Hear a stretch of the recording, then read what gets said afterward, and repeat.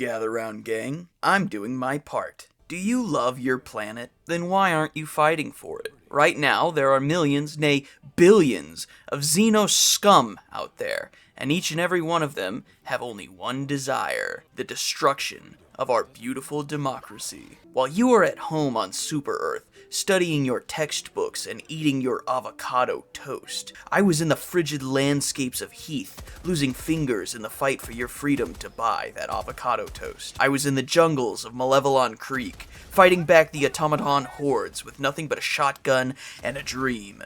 Do your duty, citizen. Join the Helldivers today, and show those aliens the sheer power of managed democracy by spreading it forcefully and violently to every corner of the galaxy.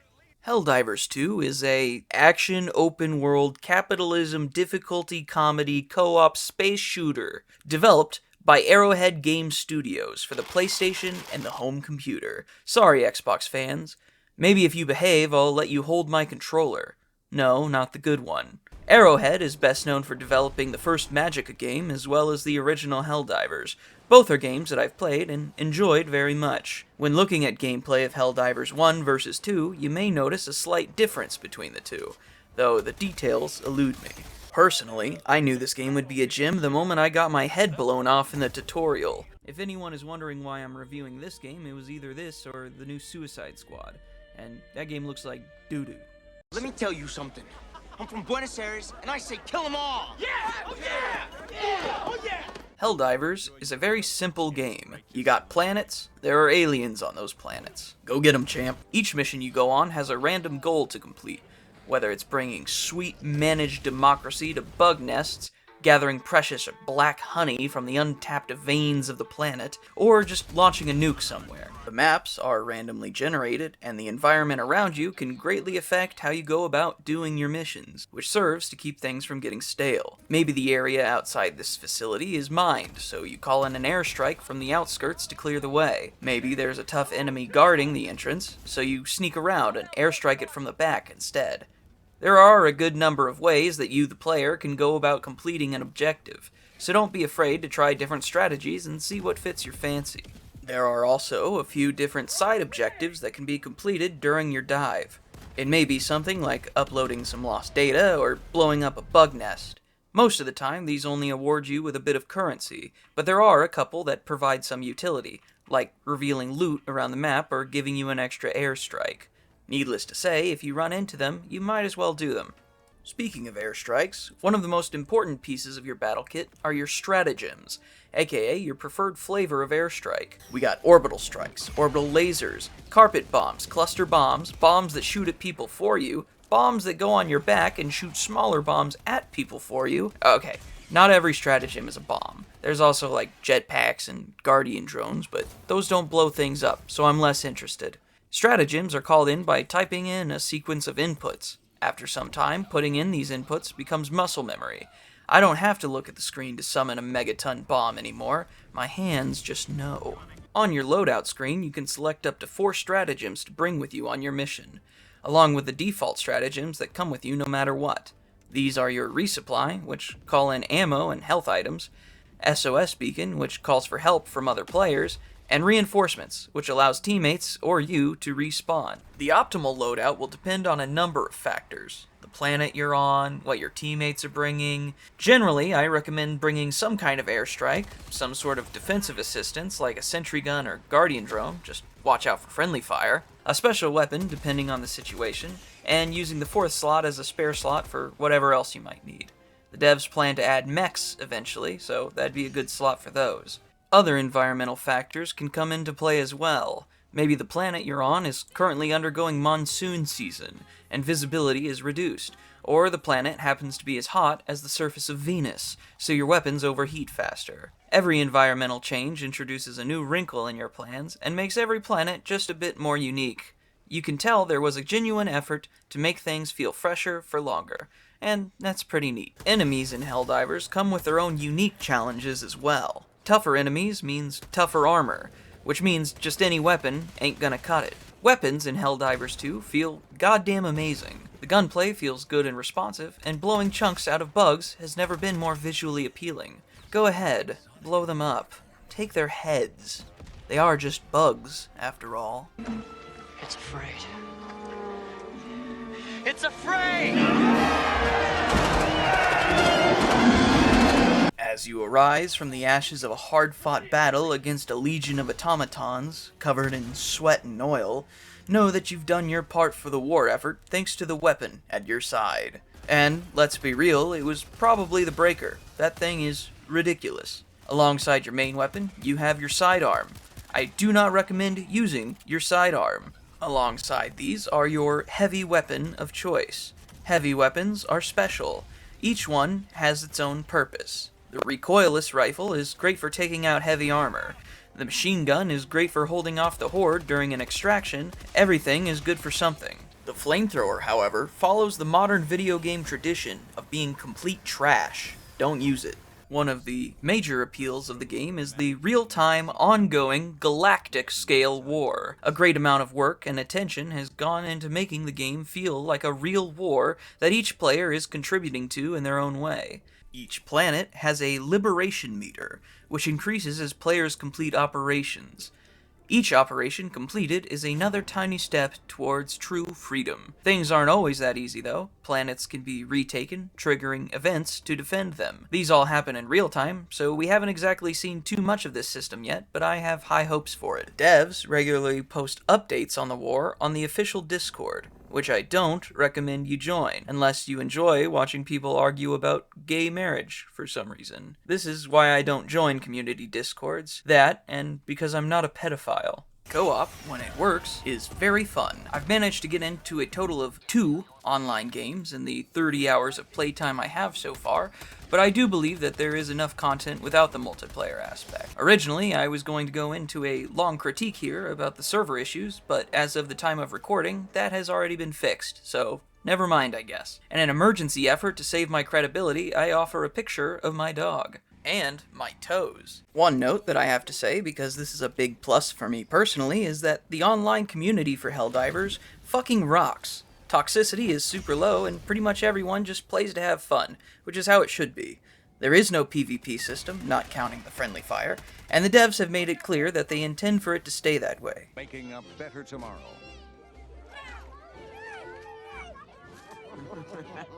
Like I said in my last review, talking about graphics feels more like an obligation than something I enjoy talking about, but if you held a gun to my head and told me to describe the graphical fidelity in a single word, I'd call it pretty, you sick fuck.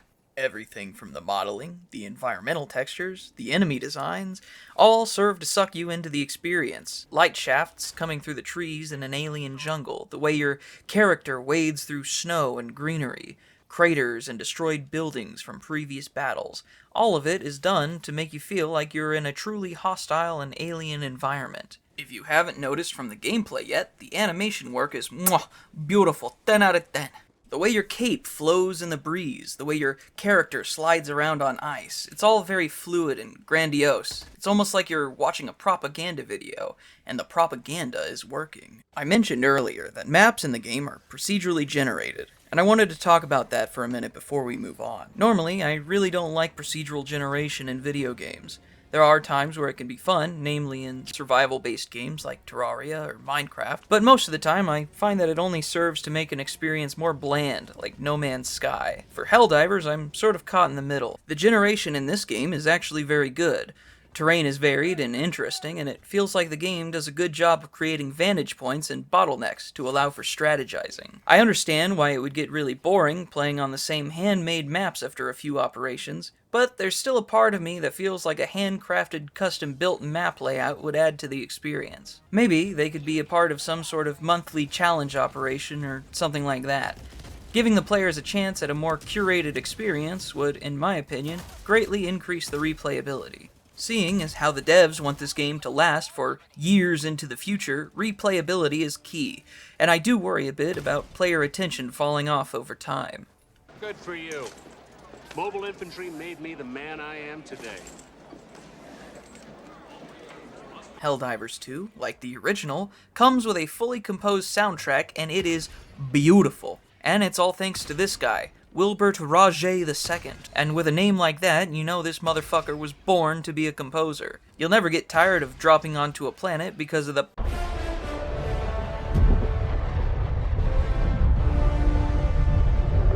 I thought I'd get tired of it eventually, but no, I haven't. Just hearing that makes me want to spread my beliefs all over the place. Looking at Mr. II's credit history, you can clearly see why Arrowhead wanted him to compose for this game, and it definitely paid off. Beyond the soundtrack itself, sound design is excellent all around. Gunshots have a good heft, hellpod drops and airstrikes land with a big thud, and enemies' sounds are genuinely pretty terrifying at times. It does a good job making you feel like a hardened fighting machine when you're winning the fight, and a weak little bitch boy when you're losing. The sound design is meaty, it's chunky, it's a fucking medium rare tomahawk with a side of beer and mashed potatoes. It's apple pie, it's a Colt 1911, it's a firing range with a baby changing station. It's as American as it gets. Super Earthian.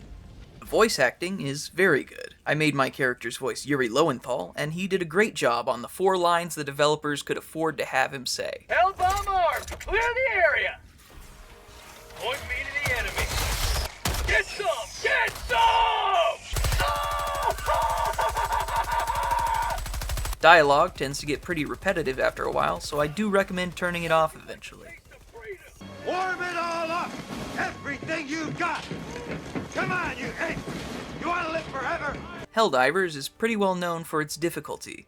There are a total of 9 difficulty settings, ranging from stupidly easy to practically impossible. Higher difficulties are only really doable with a full coordinated team, and since my brother decided to be a little bitch, I played most of the game solo on the challenging difficulty, which I found to be the most satisfying mode for a solo player. You'll still die, a lot, but there's still a decent chance of extracting. Difficulty changes a number of things, but most importantly is the number of enemies and the types of enemies. Higher difficulties spawn more of everything, and cause larger, more powerful enemies to spawn as well. While most enemies can be gunned down fairly easily, the tougher enemies require a bit more strategy to eliminate. Real quick, let's talk about the 2 current factions within the game, the bugs and the bots.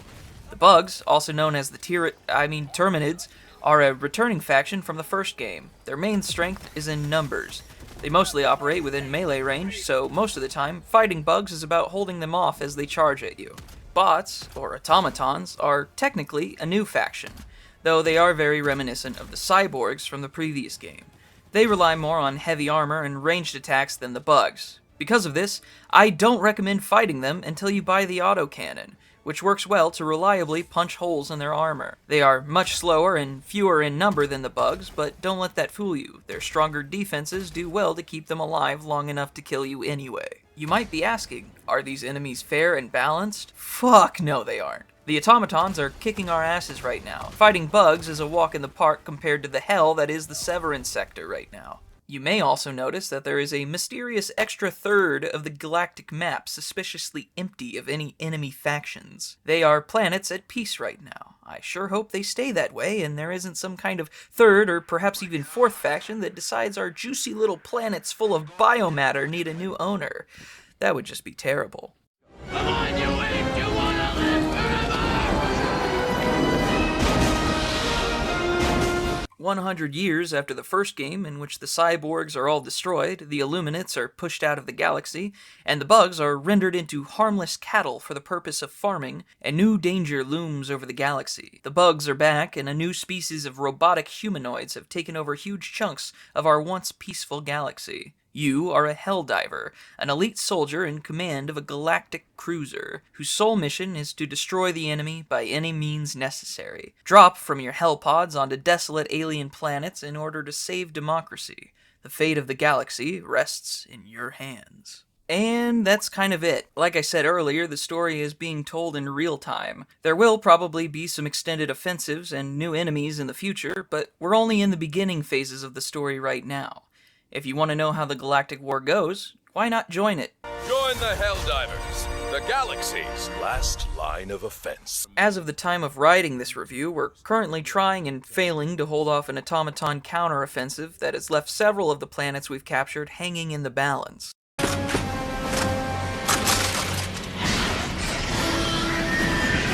Despite the many, many nice things that I can say about Helldivers, it isn't without its flaws.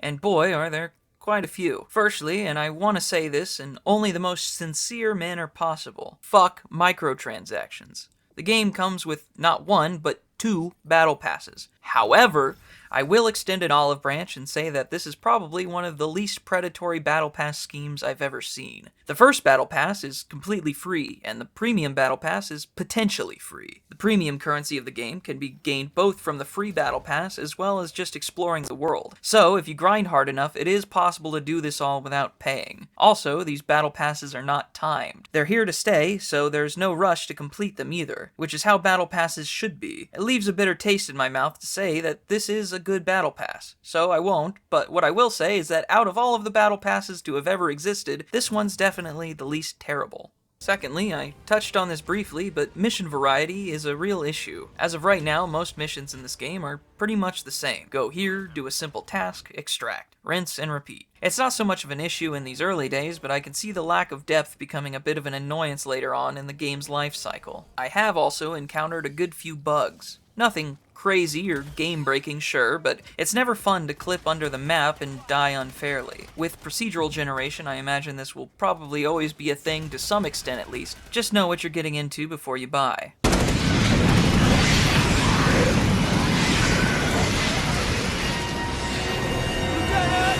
While my criticisms are perfect and flawless, thank you very much, let's take a look at some of the less justifiable complaints out there. So the game is overrated for me so far. I'm glad I bought the $40 version and not the $60 version on PS Plus. Folks talk about paying extra $20 to support the lazy developers. I'm a 37-year-old man, and I'm ashamed of the modern gaming industry. It's a lot like our lack of original thought that Hollywood is having with movies. I miss solid campaign/story-based games with good plots. It seems we're doomed for 5 Diablos that are the same and no strategy/first-person shooters that compares to Command & Conquer or Doom. In this lazy development of a first-person shooter, it's a sandbox with infinite lives for the modern short attention span with stolen plot from the 1990s movie Starship Troopers. The big problem that makes me wish I never bought it, it's a sandbox with no one to play with. You face never-ending hordes with no support, so you die constantly and fall from sky again like the other game that the developers stole idea from. Game would be a different animal if it had a solo or campaign mode. Unfortunately, a failed sandbox requires other players for the lack of entertainment, or it doesn't work. I feel kind of bad for this guy. Imagine living in the world Andrew here seems to think we live in. Original games and movies come out literally every day. He says he misses games with good plots. I guess all these games that came out in the last 10 years don't exist. But, back to the point, he's just wrong. Obviously, the game is inspired by Starship Troopers, but Starship Troopers was inspired by the novel, and the novel was inspired by, I don't know, probably Hitler or something. If you want to call a story a knockoff of another story because it's inspired by it, you can, but then the world becomes a massive collection of knockoffs, and there's nothing new under the sun. That's a hell I don't want to live in. We might as well say that God of War is a knockoff of The Road, and Uncharted is just a knockoff of Indiana Jones. Deadly Premonition is just a knockoff of Twin Peaks. Okay, actually, no, that one's true, never mind. As for the falling from the sky thing, I genuinely cannot figure out what he's talking about. There are a lot of games where you fall from the sky at some point. I'm thinking maybe Titanfall or Halo ODST, but I genuinely have no clue. This is one of the worst games I have played in a while. First of all, the graphics are hot garbage. There's so much trash floating around in your FOV that it is impossible to see enemies. The guns are horrible, and with the game providing no clear way to get better weapons aside from unlocking them in their Battle Pass, I don't see a point to keep playing. Is there matchmaking? I try to find active game sessions with other people, but usually just end up solo in a game. I try to use the SOS beacon to summon other players, but nothing happens.